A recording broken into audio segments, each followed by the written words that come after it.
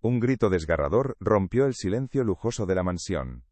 En el jardín, junto a las rosas premiadas, el pequeño Mateo yacía en el suelo. Su rostro estaba pálido de terror. A su lado, una serpiente se deslizó rápidamente hacia la maleza. Dejó tras de sí 2 diminutas marcas rojas en el tobillo del niño, y un pánico que lo congeló todo. El caos estalló de inmediato. Isabel, su madre, gritaba histéricamente mientras su esposo, don Ricardo, ladraba órdenes a su personal para que llamaran a una ambulancia, perdiendo un tiempo precioso. Los invitados de la elegante fiesta retrocedían, paralizados. Desde la distancia, limpiando los ventanales, Elena observaba la escena. Para esa opulenta familia, ella era solo una sombra silenciosa, la mujer que mantenía el brillo de un mundo que no era el suyo. Pero en el rostro pálido de Mateo, vio el reflejo de su propio miedo. El miedo por su hijo, Lucas, cuyo corazón enfermo necesitaba una operación que ella no podía pagar. Cada céntimo que ganaba era para él. Mientras todos corrían en círculos, el veneno avanzaba por el pequeño cuerpo de Mateo. Sus labios empezaban a ponerse azules, y su respiración se volvía dificultosa. La vida del niño pendía de un hilo. Elena sintió un nudo en el estómago. Sabía que no podía quedarse de brazos cruzados. El sonido de su paño de limpieza al caer al suelo de mármol fue un golpe seco en medio de los gritos. Nadie se fijó en ella mientras avanzaba con decisión hacia el centro del jardín. Pero lo que esa mujer invisible estaba a punto de hacer, cambiaría sus vidas para siempre. Para Elena, el tiempo se detuvo. Mientras los gritos llenaban el aire perfumado del jardín, ella no veía al hijo de un millonario, veía a un niño. Y en sus labios azules, vio el eco de su peor pesadilla, la misma que la despertaba sudando en mitad de la noche. Su vida era un ciclo silencioso de amaneceres fríos y largos viajes en autobús. Se levantaba antes de que el sol tocara la ciudad, en un pequeño apartamento donde el olor a desinfectante nunca se iba del todo. Allí, su mundo entero dormía en una pequeña cama. Lucas, su hijo de 10 años, era su razón de ser. Su risa era la única melodía en esas 4 paredes. Pero esa risa se agotaba pronto, cortada por una tos seca que le recordaba a Elena que el corazón de su hijo se debilitaba cada día un poco más. En la mansión, pulía suelos de mármol tan grandes como su apartamento entero. Veía a la familia de don Ricardo desechar comida que podría alimentar a Lucas durante una semana. Escuchaba sus planes de viajes a islas exóticas mientras ella contaba cada céntimo para la operación. Cada noche al llegar a casa, añadía unas pocas monedas a un frasco de cristal escondido en el armario. Miraba el dinero, tan poco, tan insuficiente. El diagnóstico del médico resonaba en su cabeza. El tiempo se agotaba. La esperanza era un lujo que apenas podía permitirse. A veces, Lucas le preguntaba cuándo podría correr como los otros niños. Elena le acariciaba el pelo, tragándose las lágrimas, y le prometía que pronto, muy pronto, sería el más rápido de todos. Una mentira piadosa que le rompía el alma. El dolor de una madre no entiende de clases sociales ni de fronteras. Es un lenguaje universal que se siente en el pecho. Dinos desde dónde nos ves y qué hora es en tu ciudad para que sepamos hasta dónde llega esta historia. Ahora, de vuelta en el jardín, el pánico de Isabel era un ruido lejano. En el rostro aterrorizado de Mateo, Elena vio el rostro pálido de Lucas en sus peores días. Y un instinto, más antiguo y poderoso que cualquier miedo, se apoderó de ella. Ya no era la limpiadora. Ya no era una sombra. Era una madre viendo a un hijo en peligro. El paño de limpieza cayó de su mano, produciendo un sonido sordo y definitivo sobre el mármol. Nadie le prestó atención mientras se movía, pero sus pasos eran firmes, decididos. Porque en ese jardín, no solo luchaba por la vida de Mateo, sino también por la de su propio hijo. Justo cuando Elena se arrodilló junto al niño, una sombra se cernió sobre ella. Era don Ricardo, su rostro una máscara de furia y pánico. Su traje caro parecía una armadura, y su voz era un látigo de hielo. «Apártese de mi hijo, ¿quién se ha creído que es para tocarlo?» Su tono no dejaba lugar a la discusión. Para él, ella no era una persona intentando ayudar, sino un obstáculo, una empleada que había olvidado su lugar. Isabel, a su lado, se unió al ataque. Sus sollozos se convirtieron en un grito agudo y acusador. «No la dejes, Ricardo. Va a hacerle daño. Llamen a seguridad. Sáquenla de aquí ahora mismo». Elena levantó la vista. sus ojos suplicantes. Señor, por favor, yo sé lo que hago, crecí en el campo, he visto esto antes. Pero sus palabras se perdieron en el aire, ahogadas por la arrogancia y el miedo de la pareja. Don Ricardo dio un paso más, interponiéndose físicamente entre ella y Mateo. Su enorme figura bloqueaba la luz del sol. El olor de su costosa colonia era asfixiante. El desprecio en su mirada era un golpe directo al corazón de Elena. El tiempo se estaba acabando. Podía verlo en los labios de Mateo, cada vez más oscuros. Podía oírlo en su respiración, un silbido débil y entrecortado. Cada segundo que perdían en discutir era un segundo menos de vida para el niño. Algunos invitados empezaron a murmurar entre ellos, incómodos. Una mujer susurró: «Quizás deberíais escucharla». Pero nadie se atrevía a desafiar a don Ricardo. Su poder en esa casa era absoluto. Él se inclinó hacia Elena, su voz un siseo venenoso. «Como le ocurra algo a mi hijo por su culpa, le juro que no volverá a encontrar trabajo en su vida. Se arrepentirá cada día que le quede». La amenaza quedó flotando en el aire, helada y cortante. Elena sintió un escalofrío. El miedo la paralizó por un instante. Pensó en Lucas, en el dinero del frasco, en todo lo que podía perder. Su mundo entero dependía de ese trabajo. Pero entonces miró de nuevo a Mateo, y en sus ojos vidriosos vio el reflejo de su propio hijo. El instinto de una madre es más fuerte que cualquier amenaza, más poderoso que cualquier miedo. Con un movimiento que sorprendió a todos, ignoró a don Ricardo.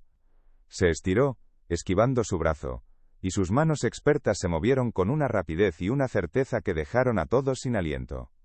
No sabía si estaba salvando a Mateo o sentenciando su propio futuro, pero en ese momento, no le importó.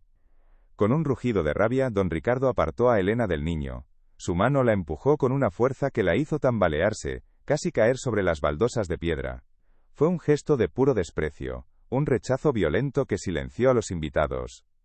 Elena intentó hablar, con la voz rota por la urgencia. «Señor, solo intento frenar el veneno, en mi pueblo». Pero sus palabras se estrellaron contra un muro de furia. «Cállese, no vuelva a tocar a mi hijo». La voz de don Ricardo resonó en todo el jardín, cortante y definitiva. Isabel corrió al lado de su marido, con el rostro desfigurado por el pánico y el rencor. «Te lo dije, Ricardo, esta mujer está loca. Seguridad, sáquenla de mi casa ahora mismo».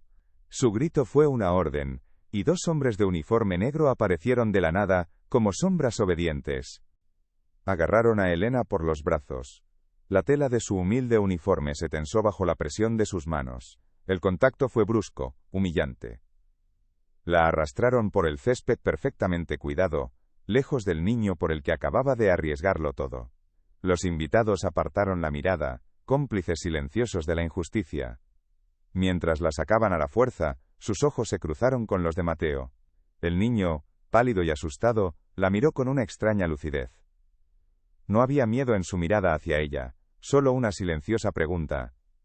Pero en un segundo, la conexión se rompió. Elena ya estaba fuera del círculo de pánico. En la puerta de servicio, don Ricardo la alcanzó. Su rostro estaba a centímetros del suyo, su aliento olía a vino caro y a rabia. «Está despedida. Recoja sus cosas y lárguese». Pero no se detuvo ahí.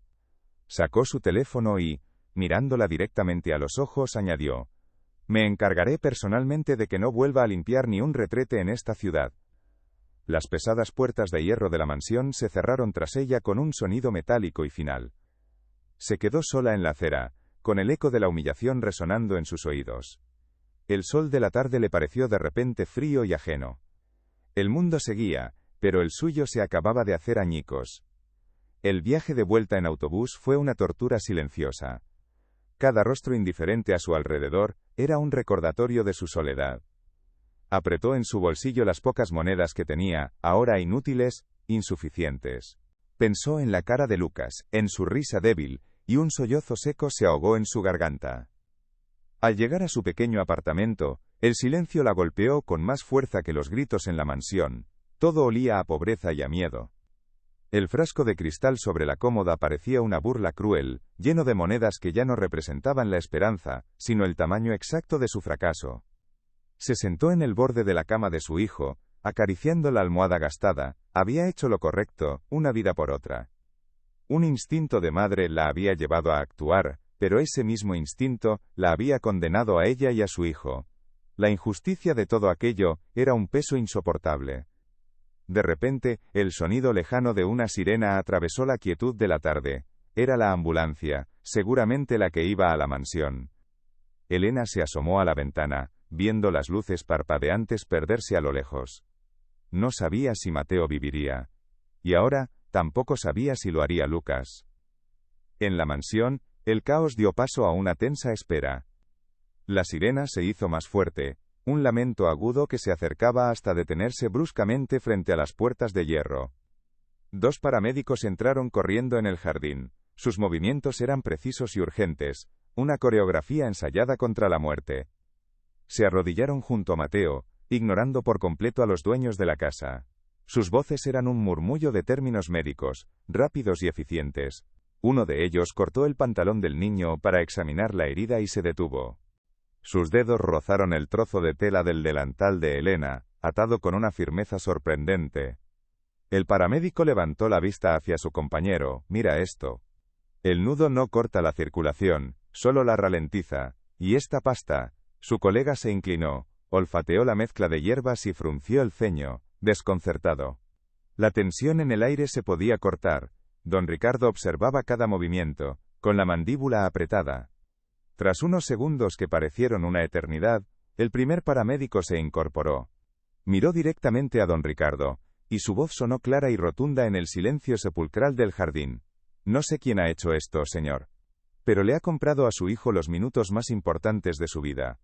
El mundo pareció detenerse. Las palabras del médico quedaron suspendidas en el aire, un veredicto irrefutable. Don Ricardo sintió como si el suelo de mármol se abriera bajo sus pies. El desprecio, la rabia, todo su poder se desvaneció, dejando solo el eco de su propia y terrible equivocación. Isabel se llevó una mano a la boca, ahogando un sollozo que no era de pánico, sino de pura vergüenza. Los invitados empezaron a susurrar, sus miradas ya no eran de compasión sino de juicio. Una mujer dijo en voz alta: «Fue la limpiadora. La mujer a la que echó». Don Ricardo no escuchó los murmullos. Solo podía ver la marca del delantal en el tobillo de su hijo, un símbolo de la sabiduría que había despreciado. Vio el rostro suplicante de Elena, la mujer a la que había humillado y amenazado, y el peso de su injusticia lo aplastó. El paramédico insistió: «Necesito hablar con la persona que hizo esto. Su conocimiento podría ayudarnos en el hospital». La pregunta fue como un puñal.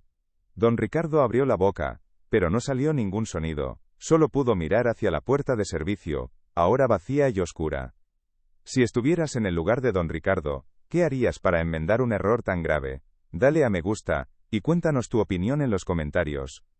Una nueva urgencia, más poderosa que el pánico, se apoderó de él. No era la urgencia de salvar a su hijo, sino la de reparar su alma rota. Se giró bruscamente hacia el jefe de seguridad, el mismo hombre que había arrastrado a Elena. Su voz, antes un látigo de arrogancia, ahora era un ruego desesperado. «Encuéntrela. Vaya a su casa donde sea, pero tráigala de vuelta. Ahora». El coche de seguridad, un vehículo negro tan caro como el apartamento entero de Elena, se detuvo frente a su humilde edificio. El jefe de seguridad subió las escaleras de 2 en 2, con una urgencia que no encajaba en aquel barrio silencioso y cansado. Cuando llamó a la puerta, el sonido fue un golpe seco, autoritario. Elena abrió, con el corazón en un puño, esperando lo peor. Pero el hombre no llevaba una amenaza en los ojos, sino una súplica. El viaje de vuelta a la mansión fue un torbellino de miedo y confusión. Cada semáforo en rojo era una tortura. ¿Qué querían de ella? ¿Iban a denunciarla? En su mente, vio el rostro de Lucas, pálido en su cama, y sintió que el aire le faltaba. El recuerdo de la humillación en el jardín era una herida abierta. Volver allí era como volver a la escena de un crimen donde ella era la víctima. Cuando el coche atravesó las puertas de hierro, un silencio antinatural se había apoderado del jardín. Los invitados se habían apartado, formando un semicírculo.